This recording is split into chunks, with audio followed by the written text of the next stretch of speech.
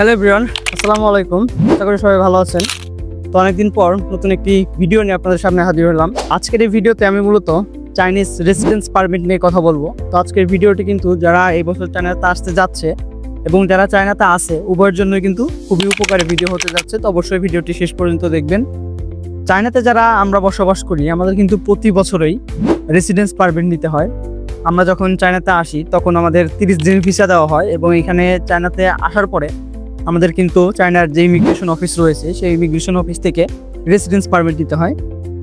তো এখন যেহেতু প্রায় সেপ্টেম্বর মাসের কাছাকাছি এবং সেপ্টেম্বর মাসে আমরা চায়নাতে এসেছিলাম, তো তার জন্য আজকে আমি এসেছি ইমিগ্রেশন অফিসে এবং এখান থেকে আজকে আমাদের রেসিডেন্স পারমিটের জন্য অ্যাপ্লাই করব।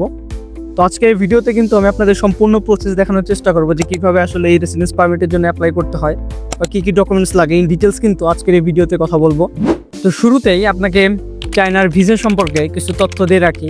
চায়নাতে স্টুডেন্ট হিসেবে যারা পড়াশোনা করতে আসে তাদেরকে মেইনলি চাইনিজ গভর্নমেন্ট দুই ক্যাটাগরি ভিসা দিয়ে থাকে, X1 ভিসা এবং X2 ভিসা। তো X1 ভিসা মূলত কাদের জন্য? যারা 1 বছরের অধিক সময় পড়াশোনা করার জন্য আসে তাদের জন্য মূলত X1 ভিসা দেওয়া হয়ে থাকে এবং X1 ভিসাটা হলো দীর্ঘমেয়াদী একটি ভিসা। এবং যারা সাধারণত স্বল্প মেয়াদী পড়াশোনা করার জন্য আসে সেটা হতে পারে যে কোনো ফাউন্ডেশন কোর্স, যে কোনো ল্যাঙ্গুয়েজ কোর্স, এগুলো সাধারণত 6 মাসের হয়ে থাকে। তো যারা এই 6 মাসের কোর্সের জন্য পড়াশোনা করতে আসে তাদের দেওয়া হয় X2 ভিসা। X1 ভিসার ক্ষেত্রে শুধুমাত্র রেসিডেন্স পারমিটের জন্য অ্যাপ্লাই করতে হয় এবং রেসিডেন্স পারমিট নিতে হয় চায়নাতে প্রবেশ করার 30 দিনের মধ্যে। এবং যারা X2 ভিসা নিয়ে চায়নাতে আসেন সাধারণত তাদের একসাথে 6 মাসের ভিসা দেওয়া হয়ে থাকে এবং তাদের কোনো ধরনের রেসিডেন্স পারমিটের জন্য অ্যাপ্লাই করতে হয় না। আমাদের অফিসটি আগে অন্য জায়গায় ছিল, কিন্তু এই বছর অফিসটি পরিবর্তন করে নতুন একটা জায়গায় নিয়ে এসেছে। দেখতে পাচ্ছেন এই যে চায়না ইমিগ্রেশন। তো এখানেই মূলত আমাদের সকল ডকুমেন্টস সাবমিট করতে হয় এবং এখান থেকেই কিন্তু পরবর্তীতে আমাদের ভিসাটাও কালেক্ট করতে হবে।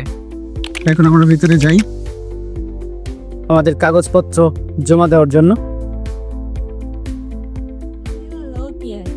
এখানে প্রবেশ করেই প্রথমে আপনাদের একটি সিরিয়াল নাম্বার নিতে হবে, যেই সিরিয়াল অনুসরণ করে আপনি পরবর্তীতে আপনার ডকুমেন্টসগুলো ওইখানে জমা দিবেন। এখানে বেশ কিছু কাগজপত্র দরকার হয়, আমি এক এক করে কাগজপত্রগুলো আপনাদের দেখিয়ে দিচ্ছি। প্রথমেই দরকার হবে আপনার JW লেটার, তারপর আপনার অ্যাডমিশন লেটার, পাসপোর্টে থাকা ভিসা পেজের ফটোকপি, পাসপোর্টের ইনফরমেশন পেজের ফটোকপি, পুরনো স্টুডেন্টদের জন্য পুরাতন রেসিডেন্স পারমিটের ফটোকপি, ইউনিভার্সিটি থেকে দেওয়া ভিসা রিপোর্ট এবং ভিসা অ্যাপ্লিকেশন ফর্ম। তারপর সবগুলো ডকুমেন্ট সুন্দর করে গুছিয়ে ভিসা অফিসারের সামনে জমা দিতে হবে। পুরাতন স্টুডেন্টদের জন্য কোনো ছবি উঠানো এবং ফিঙ্গারপ্রিন্ট দেওয়া লাগবে না, কিন্তু নতুন স্টুডেন্টদের জন্য ফিঙ্গারপ্রিন্ট দিতে হবে এবং ছবি উঠাতে হবে।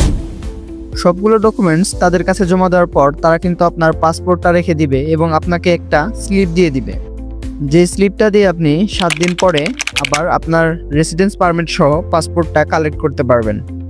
ভিসা অফিসের কাজ শেষ করে আমরা চলে আসলাম আমাদের ইয়াংজু সিটির একটি মুসলিম রেস্টুরেন্টে। চায়নার প্রত্যেকটি শহরেই কিন্তু কম বেশি মুসলিম রেস্টুরেন্ট রয়েছে।